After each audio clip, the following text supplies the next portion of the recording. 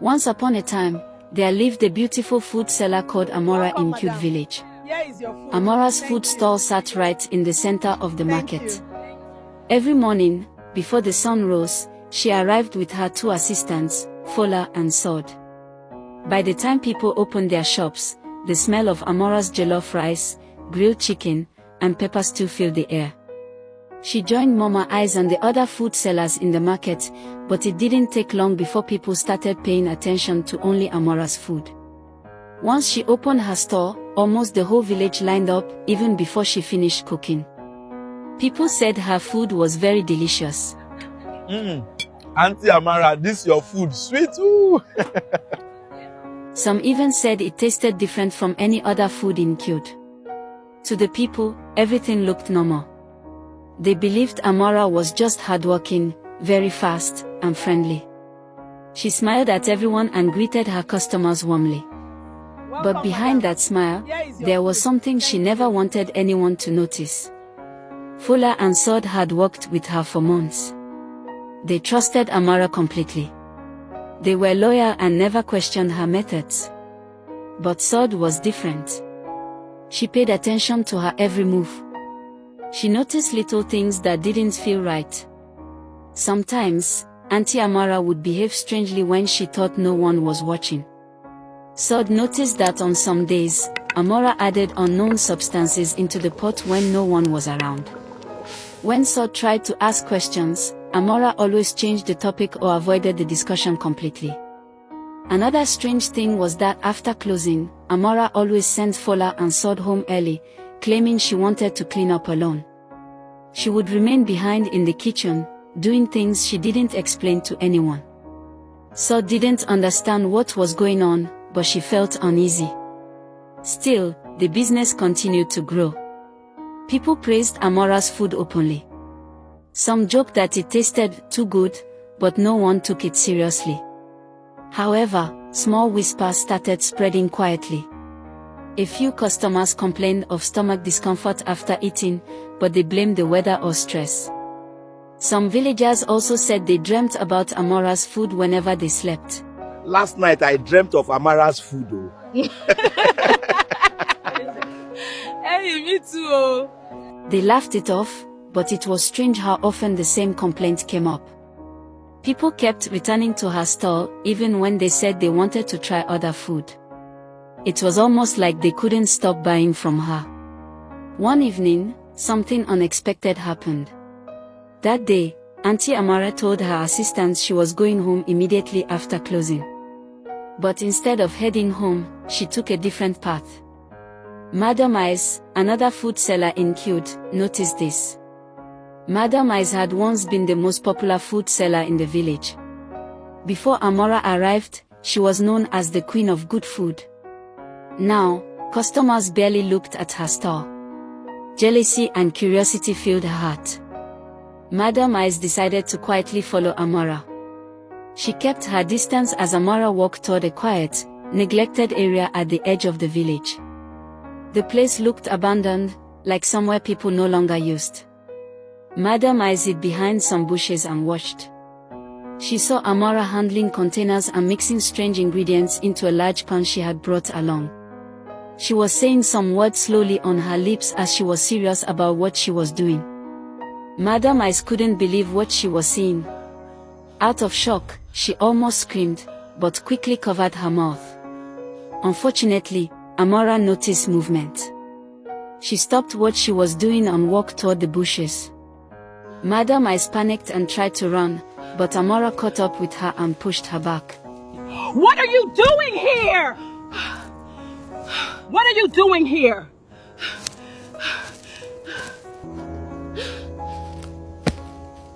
Please let me go. I promise I won't tell anyone. Amora laughed softly. So now you've seen it. This is how I prepare the food people love so much. Madam Eyes was crying. She realized she had discovered something she shouldn't have. Suddenly, she started feeling dizzy. Her head spun, and her vision became blurry. When she tried to focus again, Amora was gone. Where is she? Where is she?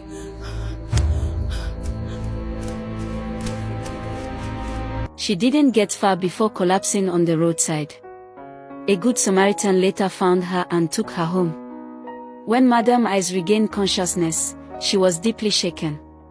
She tried to explain to her husband what had happened, but fear and shock overwhelmed her. Her voice refused to come out properly. For days, she could barely speak clearly. Her husband took her to different places looking for help, but the condition didn't improve quickly. Madame Eyes became withdrawn, scared, and silent. Whatever she saw that night had changed her forever. Madame Eyes could not continue her work anymore. Meanwhile, business was just getting started for Auntie Amora. Some of Madame Eyes' friends visited her and encouraged her. She wanted to tell the truth about Amora but didn't know how to bring it out to her people. Sod also found something strange one evening after work. They had closed, and as usual, Auntie Amora wanted to stay back, claiming she wanted to clean the kitchen. Sod actually forgot her food package in the kitchen, and so she was going to pick it up before she went home. That was when Auntie Amora was caught red-handed. But Sod did not tell anyone about it. She hurried home, packed a few clothes, and then left Nkute village.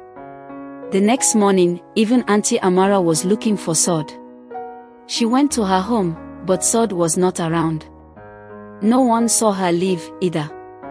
Well, Fola is still around, and so Auntie Amora forgot about it and went to her stall to sell her food. Excuse me, I was standing here. You just cut in line. No, I arrived first. You are the one pushing. Please move back, everyone. I will attend to you shortly. Fola, on the other hand, began to become suspicious of Amora. What will actually make Sod leave this village? Something is not right, and I must find out. She became very mindful of whatever Amora did. Even some of Madame Eyes' friends wanted to accuse Amora of what had happened to Eyes, but they all didn't have proof. To be honest, most of the village folks are madly in love with Amora's food. Even the chief and his son enjoyed her food so much. They didn't even eat in the palace at some point. People always defended Amora whenever Madame Eyes' friends wanted to raise charges against Amora. People thought they were just jealous of Amora's good food, but then they were wrong. Amora was not a good person. Fola decided to stay one evening and see what actually happens in the kitchen when they close. She hid at one spot in the kitchen where Amora could not see her. But then this time around, Amora was cleaning the kitchen instead of what she always did. Fola almost gave up and went home, but as soon as she was about to leave, she heard Auntie Amora say, It is time. Fola wondered what she meant. For this reason, she decided to stay back and watch what Amora really meant by that. And there it is. Amora pulled a cooking pot they had never used before. Then she started pouring the rice and all the other ingredients into it. Then she added something unusual and continued in silence, as the pot bubbled gently. Fola did not understand what was going on, but then she quickly rushed home. She has finally discovered the truth, but since she has no evidence, she doesn't know how to disclose Amora. The next morning, she wanted to stop Auntie Amora's food selling work. She wanted to sell her own food, but then she didn't really have the money. And also, she knew it would be hard to get customers in Nkute since they had already fallen for Amora's food, which is not normal, though. She had no choice but to continue working for Auntie Amora. She didn't act in a way that made Amora suspect she knew the truth about her. And Fola was not happy to be in the shop, but then she needed money. One day, a stranger named Ton came to the village. He had heard people talking about Amora's food, so he decided to try it. His first bite was amazing. He finished the whole plate quickly, but something felt off. The taste stayed on his tongue longer than normal. His mind kept thinking about it, even after he walked away. He didn't really understand why that happened, and so he decided to ask Amora about her secret ingredient. Auntie Amara, can we talk? All right, Tunde, I'm coming. Auntie, I say your food is sweet pass. What is your secret ingredient? Oh, Ton, so this is why you called me. Ton started smiling at her. Well, I must say people just love my food, and they do compliment me a lot. But then there is nothing special. It is actually a family recipe. She was lying to Tond. Tond then ordered food. Sod noticed the way Amara reacted to Tond and decided to approach him quietly. After they closed, she went to Tond's house to look for him. They went to the back of the building to talk. Sod told him what she had seen, how Amara hid certain ingredients, how she worked late alone, how she locked the kitchen, and how sometimes she visits the forest in the village. She said Amara is certainly doing something evil, and we must disclose it. Tond did not really believe her. He actually wanted to see everything for himself. Because of this, they planned to stalk Amara the next day once she closed from work. The following day, Fola was happier than ever. Even Madame Amara was surprised that Fola was that joyous.